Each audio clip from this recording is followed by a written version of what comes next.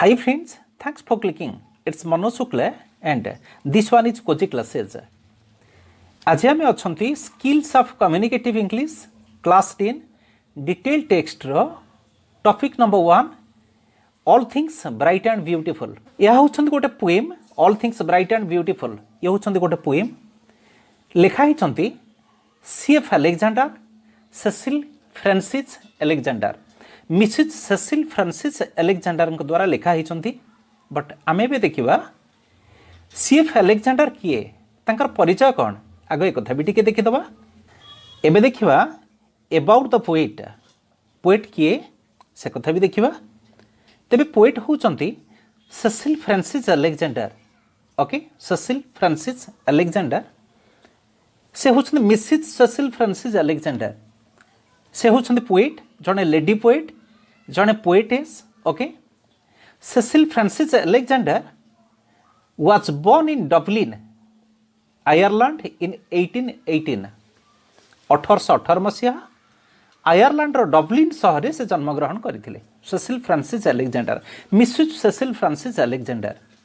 1818 मसीहा आयरलैंडर डब्लिन सहर जन्मग्रहण करते। एठी गोटे जनरल नॉलेज आम अच्छी। डब्लिन सहर होचंती the largest city and capital city of Ireland. आयरलैंडर डब्लिन सहर होचंती लार्जेस्ट सिटी सबुठु बड़ सहर एवं एटा होचंदी आयरलैंडर मध्य कैपिटल। एटा होचंदी आयरलैंडर राजधानी। ओके, आ कोन जानिबा she is a famous hymn writer. She is a famous hymn writer and poet. Okay, से जन होचंती प्रसिद्ध hymn writer and poet. Hymn कहिले कोन बुझिबा? हिम कहिले स्तुति, हिम कहिले स्तोत्र। ए कथा को ओडिया रे में बुझिबा। सो स्तुति कौन, स्तोत्र कौन? आमे स्कूल जाऊचे, स्कूल रे पिला माने पढ़ंती, प्रेयर करंती। सो से प्रेयर को मध्य हिम आमे कहू। So hymn is written for the purpose of praise और प्रेयर। हिम गुड़ाक साधारणतः लिखा जाई थाए for the purpose of praise और प्रेयर। भगवान कर प्रशंसा, भगवान कर स्तुति गान करिबा, भगवान को प्रे करिबा, एथिपाई हिम लिखा जाई थाए।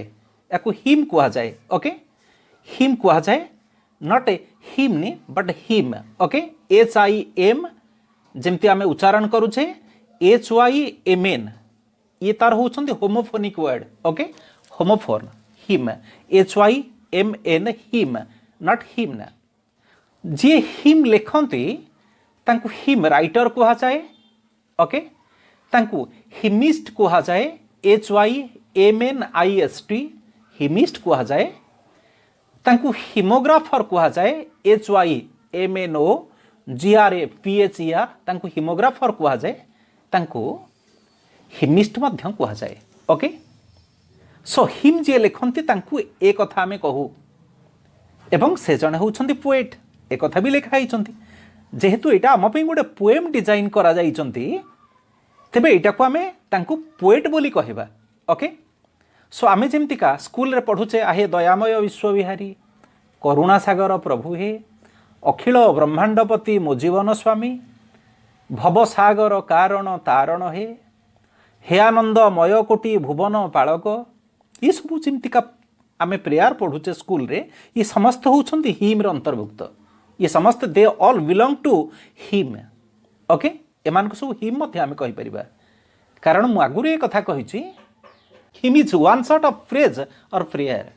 हिम होउछंती भगवान को स्तुति करिबा, भगवान को प्रशंसा गान करिबा, भगवान को प्रेयर करिबा, प्रार्थना करिबा। ये होउछंती हिम। ओके, तेबे सेसिल फ्रांसिस अलेक्जेंडर जने होउछंती हिमिस्ट, जने हिमोग्राफर, जने हिम राइटर। हर फेमस वर्क्स तांकर प्रसिद्ध कार्य गुड़ी कहूँ, तांकर प्रसिद्ध कृति गुड़े कहूँ हिम फॉर चिल्ड्रेन। एक कथा लिखा ही हिम फॉर चिल्ड्रेन। ये होउछंती गोटे तांकर कृति। ओके, नेक्स्ट थिंग होउछंती क्रिसमस कैरोल। ये होउछंती आउ गोटे तांकर कृति। ओके, सो नेक्स्ट होउछंती once in royal David city. Okay, ये होउछंती तांकर आउ गोटे कृति। एंड ये होउछंती मध्य आउ गोटे कृति भसेस ऑफ होली सीजन। ये होउछंती तांकर आउ गोटे कृति। ओके एगुड़ाक आमको लिखा पड़ो okay this poem is included in hymn for children ए पोएमटा कौन आसुची ए पोएम आसुची हिम फॉर चिल्ड्रेन ओके एइथिरु ही आसुची हिम फॉर चिल्ड्रेन एइथिरु ही आसुची ए पोएमटा ए कथा भी मन रखा पड़ो कारण आमको एमसीक्यू रे मल्टीपल चॉइस क्वेश्चन रे एमती क्वेश्चन मध्य आसी पारे एबे देखिबा टाइटल ऑफ द टॉपिक ए टॉपिक रो टाइटल कौन so title of the topic is all things bright and beautiful ए विषयर ना होउछंती all things bright and beautiful तेबे विषयर नामरू गोटे विषयर टाइटल रु गोटे टॉपिक रो टाइटल रु आमे गेस करि नबा तेबे what must the topic be about okay ए टॉपिकटा कहा ऊपर हेतिबो से कथा मध्ये आमे गेस करि नै परिबा तेबे कहा ऊपर हेतिबो से कथा भी देखिबा किंतु एठी all things bright and beautiful एटा दुईटा दृष्टिकोण रु आमे इंटरप्रेट करि परिबा मते जहा लागुची दुईटा दृष्टिकोण रु ताको आमे इंटरप्रेट करि परिबा ताको व्याख्या करि परिबा प्रथम जिंस होउचंती all things that are created by God are bright and beautiful भगवान को द्वारा सृष्टि होइथिबा समस्त जिंस होउचंती ब्राइट एंड ब्यूटीफुल ब्राइट कहिले आमे कोन बुझू ब्राइट कहिले बुझू एक कथा उज्जवलमय चमकदार दीप्तिमान ये होउचंती ब्राइट रो मीनिंग ओके ब्यूटीफुल आमे जानी चंती ब्यूटीफुल होउचंती सुंदर लावण्यमय ओके द्वितीय दृष्टिकोण आमे विचार को नहीं पारिबा all things that are bright and beautiful are created by God ये होउचंती सेकेंड थिंग संसार जिते ब्राइट एंड ब्यूटीफुल जिनस अछंती ये समस्ते भगवान को द्वारा सृष्टि होइचंती ओके दुईटा जिनस मु आपन मान को कहली फर्स्ट थिंग कहली एक कथा भी मन रखिबा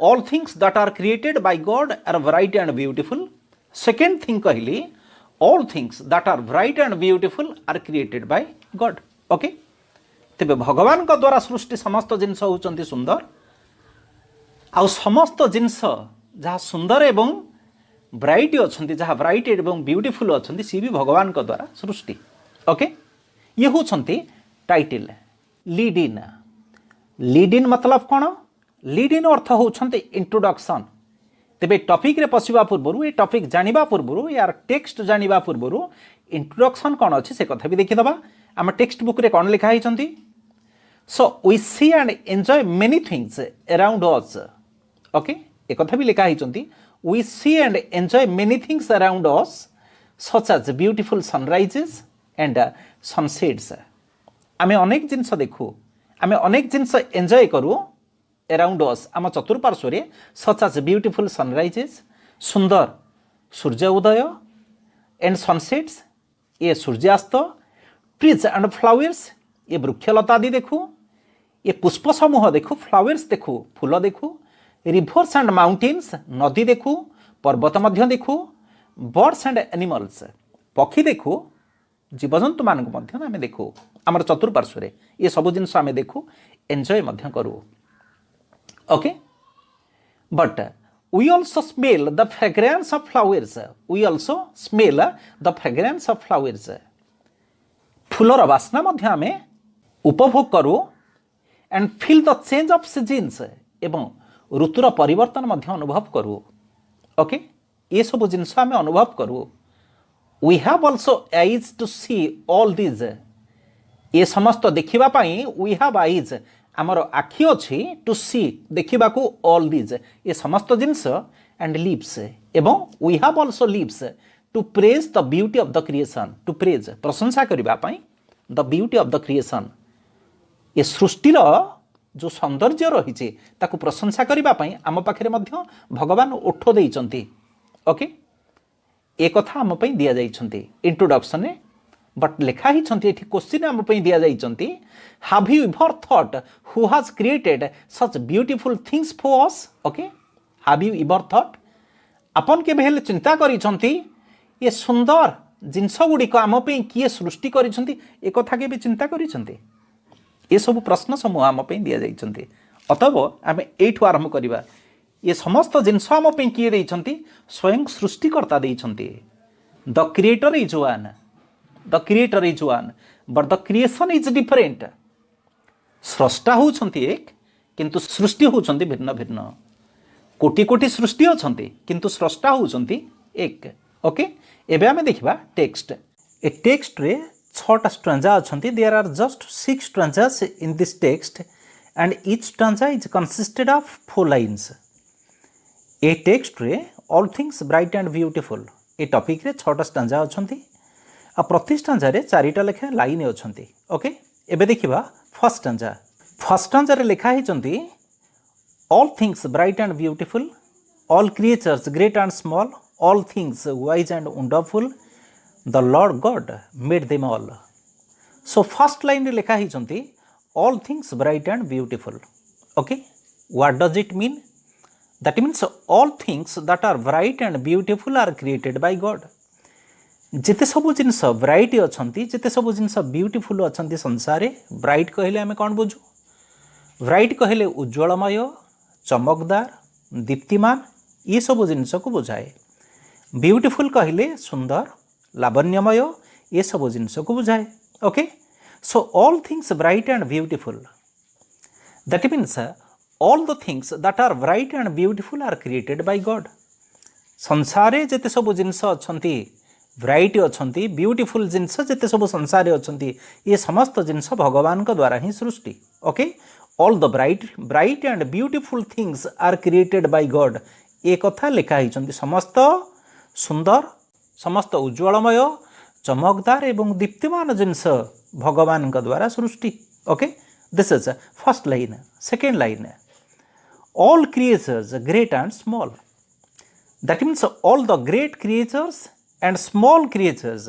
दे are all created by God ये समस्त बड़ बड़ प्राणी माने होंतु समस्त छोट प्राणी माने होंतु ऑल क्रिएचर्स समस्त प्राणी ग्रेट एंड स्मॉल से माने बड़ ही पारंती से माने छोट ही पारंती all the great and all the small creatures are created by God समस्त बड़ प्राणी समस्त छोट प्राणी पिंपुड़ी परिका प्राणी ही पारंती हाथी परिका मध्य प्राणी ही पारंती एमाने समस्ते भगवानकर सृष्टि भगवानकर अनवद्य सृष्टि ओके ये होचंती line number 2 line number 3 all things wise and wonderful ए कथा लिखा हिचंती एठी वाइज कहबार अर्थ व्यक्ति अर्थ रे नुह एठी वाइज कहबार अर्थ एक्शन अर्थ रे कार्य अर्थ रे वाइज कहबार अर्थ होचंती सेंसिबल विचारवंत ओके वंडरफुल चमत्कारिता चमत्कार all things wise and wonderful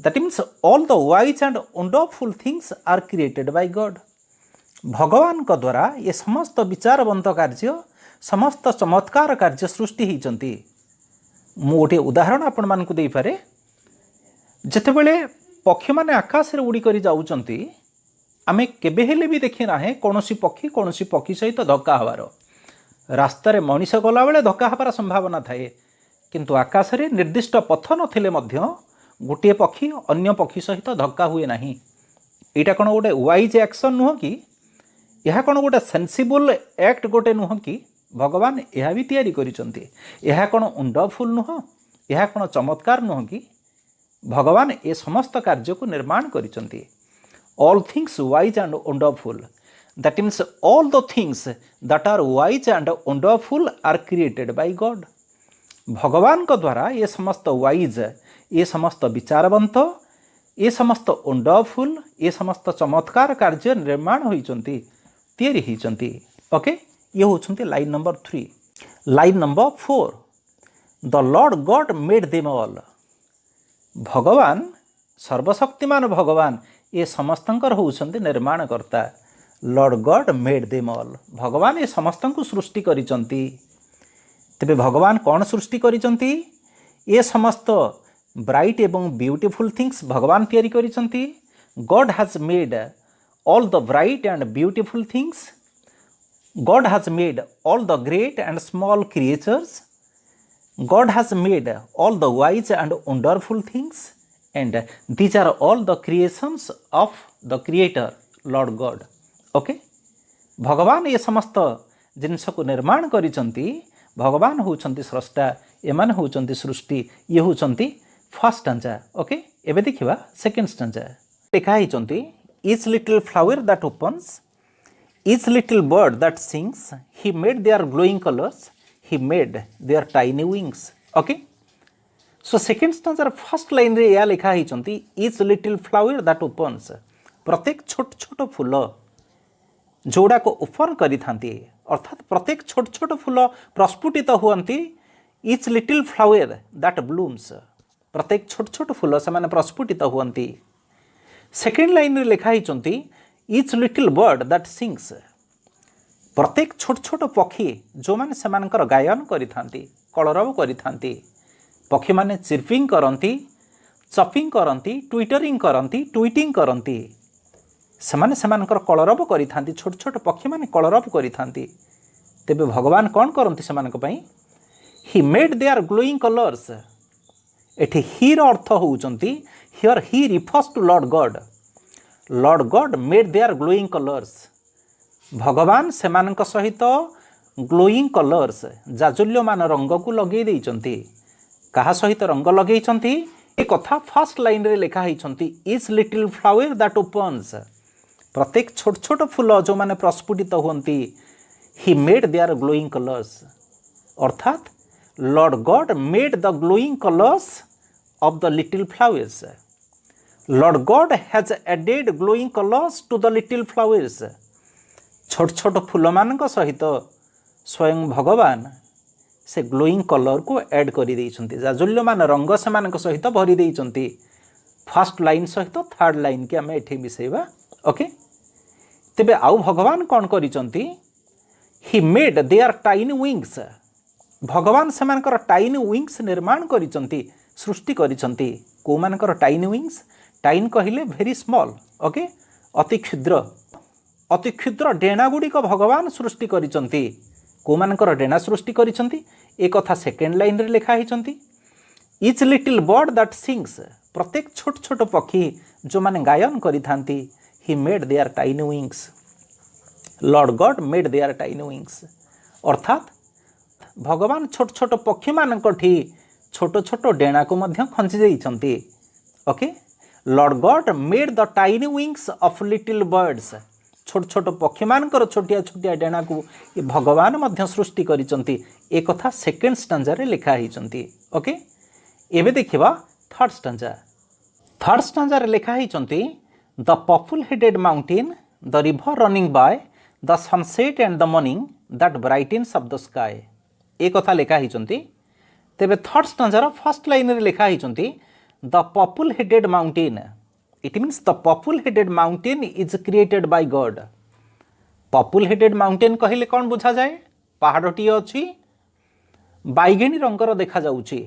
अर्थात बैगेणी रंग कहिबार अर्थ होउचंती नील लोहित वर्ण. Okay, it is a mixture of blue and red colour. एटा केतेबेले देखा जाए? When the rays of the setting sun falls on the mountain looks to be purple. Okay, the mountain looks purple. So purple color सेतेबेले देखा जाए. नील लोहित वर्ण सेतेबेले देखा जाए. लोहित कहिबार अर्थ होउचंती रेड, नील blue. Okay, this is called bluish red. बैगेणी कलर देखा जाए. सूर्यंकर आभा जेतेबेले अस्तकालीन सूर्यंकर आभा पर्वत उपरे पड़ी थाए सेतेबेले ताहा पर्पल कलर देखा जाए. एते सुंदर देखा जाए. भगवान मध्य यह सृष्टि करिचंती. The purple headed mountain is created by God. Okay, second line रे लिखा हिचंती द रिवर रनिंग बाय. भगवान मध्य यह सृष्टि करिचंती. नदीटीए ता पाखे जाउची. बाय कहिबार अर्थ इठी द्वारा नुह, running by that means running beside the purple headed mountain. एठी नदीटीए कुळुकुळ होई तार प्रवाहमान धारा जारी रखिछि. कहा पाखरे? By the purple headed mountain. That means the river is running beside, the river is running by the purple headed mountain. पहाड़टी अच्छी बैगेणी रंगर देखा जाउची एवं आ पहाड़ कड़े गोटे नदीटीए से कुळुकुळु होई तार से चली प्रवाहमान धारा जारी रखिछि.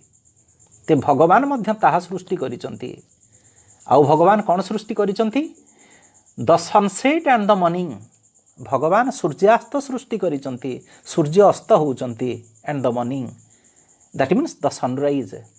भगवान सूर्यास्त सृष्टि करिचंती and the morning in the sense the sunrise भगवान सूर्योदय सृष्टि करिसंती सूर्य उदय होउचंती सूर्य अस्त होउचंती भगवान ताहा भी सृष्टि करिसंती ये होउचंती तृतीय लाइन रे लिखा हिचंती सनसेट कहिबार अर्थ सूर्य अस्त एवं द मॉर्निंग कहिबार अर्थ एठी होउचंती सकाळ बा सूर्य उदय okay the sunrise fourth line रे लिखा हिचंती that brightens up the sky it brightens up the sky यह आकाश को उज्ज्वल कर दौचे आकाश को जाजुल्यमान कर दौचे आकाश को दीप्तिमान कर दौचे केउटा दीप्तिमान करुचे ए क्वेश्चन मध्य हमर एग्जाम रे आसे so what brightens up the sky MCQ रे आसीबो मल्टीपल चॉइस क्वेश्चन रे आसीबो what brightens up the sky आकाश को कोटा दीप्तिमान कर दे थाए उज्ज्वलता भरी दे थाए आकाश रे ऑप्शन थाए द सनसेट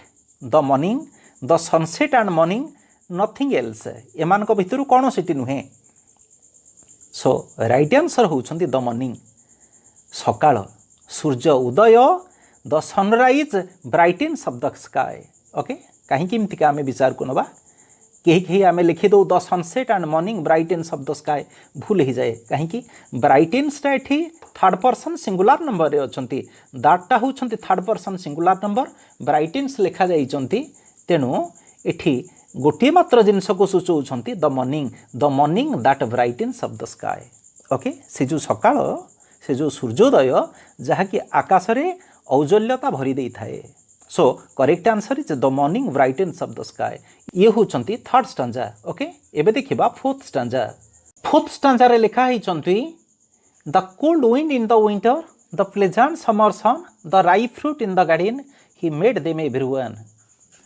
अतएव फोर्थ स्टांजार फर्स्ट लाइन रे लिखा हिचंती the cold wind in the winter that means God has created the cold wind in the winter शीतकालर शीतुआ पवन को विंड पवन शीतकालर शीतुआ पवन को भगवान सृष्टि करिसंती सेकेंड लाइन रे लिखा हिचंती the pleasant summer sun is created by God ग्रीष्मकालर सूर्यंकर आभा आनंददायक लगी थाए एक कथाटी कवि कहिचंती एवं यह भगवानकर मध्य सृष्टि अनवद्य सृष्टि this is the unique creation of Lord God so एमती कहबार कारण कौन आमे तो एठी ताहा अनुभव करने ना but here in our country the summer sun is absolutely scorching absolutely terrible आम देश तो किंतु ताहा नुहे ना आमे तो अनुभव करूचु ग्रीष्मकालर सूर्यंकर आभा आम पई निरानंद होइथाए आमको आनंद देई न थाए आम पई कष्टकर होइथाए किंतु कवि लिखिचंती द प्लेजेंट समर सन एमती लिखिबार कारण कोन actually the poet belongs to Ireland it's a cold country कवि आयरलैंड जड़े व्यक्ति Cecil Francis Alexander Mrs Cecil Francis Alexander Ireland जड़े व्यक्ति so maximum time of the year seems to be absolutely cold there गोटे वर्षर अधिकांश समय सेठी शीत अनुभव हुए किंतु ग्रीष्म ऋतुर आगमन रे ग्रीष्मकालीन सूर्यंकर आभा टिके आनंददायक होता है okay with the advent of summer season the son of the summer sun feels pleasant किंतु ग्रीष्मकालर आगमन रे ग्रीष्मकालीन सूर्यंकर आभा टिके आनंददायक होता है ए कथा सेठी लिखा हिचंती ओके थर्ड लाइन रे लिखा हिचंती आउ भगवान कौन तैयारी करिसंती कौन निर्माण करिसंती the ripe fruit in the garden बगीचा रे पाचिला फल गुडी को पक्व फल गुडी को भगवान सृष्टि करिसंती ओके फोर्थ लाइन रे लिखा हिचंती ही मेड देम एवरीवन भगवान ये समस्त को ये प्रत्येक को निर्माण करिसंती एठी ही कहिबार अर्थ here he refers to Lord God that means Lord God made the cold wind the pleasant summer sun the ripe fruit okay all these are created by Lord God this is the fourth stanza about ये होचंती fourth stanza एबे देखिबा fifth stanza रे लिखा हिचंती the tall trees in the greenwood the meadows where we play the rushes by the water we gather every day okay so fifth stanza first line रे लिखा हिचंती the tall tree in the greenwood सबुज अरण्य wood कहिले अरण्य को बुझाए ये सबुज अरण्य भितरे डेंगा डेंगा गछ गुड़िक भगवान होउचंती सृष्टि tall trees that means all the tall trees in the greenwood are created by God, are the creation of Lord God.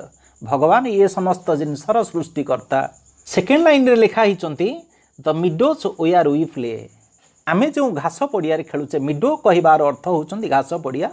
The meadows से मिडो गुड़ाक से घास पड़िया गुड़ाक वेयर जोठारे वी प्ले आमे खेलुचे, अथवा आमे जो घास पड़िया खेलुचे एगुड़ाक मध्य होउछंती भगवानकर सृष्टि. सबुज अरण्य भितरे टॉल ट्रीज डेंगा डेंगा गछ, आमे खेलुथुबा घास पड़िया. एवं थर्ड लाइन रे लिखा ही the rushes by the water. भगवान यह मध्य निर्माण करिसंती. रसेज कहिले कौन बुझाए? एमती जलधारा कड़े किछि किछि प्लांट्स सब उठी थांती, वाटर साइड प्लांट्स किछि किछि घास बढ़ी थांती. से out of all this varieties of grass we make mats and baskets. आमे कौन करूँ से झुड़ी तैयारी करूँ, से मसिणा तैयारी करूँ. ये घास गुड़ा को रस कह जाए. Okay, the rushes by the water, that means the rushes that grow by the water, that means beside the water, by the side of the water. So जलधारा कड़े जो घास गुड़िक बढ़ी थांती. एंड आमे आउ कौन करूँ? We gather every day. Fourth line रे लिखा ही we gather every day, we gather all these rushes every day. आमे एगुड़ा सब कलेक्शन करूँ, गैदर करूँ, संग्रह करूँ for making mats, for making baskets. Okay, एगुड़ाक तैयारी करने आमे कलेक्शन करूँ, गैदर करूँ. तेबे एगुड़ाक होउछंती भगवानकर सृष्टि. कौन कौन भगवानकर सृष्टि बोली लिखिछंती एठी?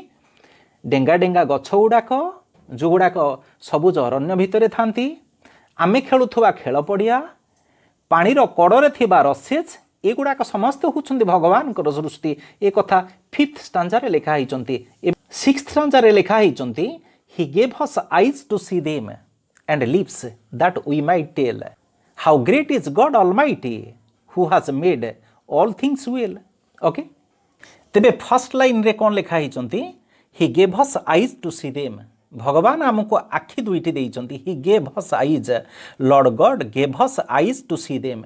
एगुड़ाक अवलोकन करबा पई, एगुड़ी को उपभोग करबा पई, to enjoy his beautiful creation, to enjoy the beauty of the creation, God has gifted us eyes. भगवान आमको आखि देइचंती. ओके, सेकेंड लाइन रे पुणी कौन देइचंती आमको? and lips that we might tell.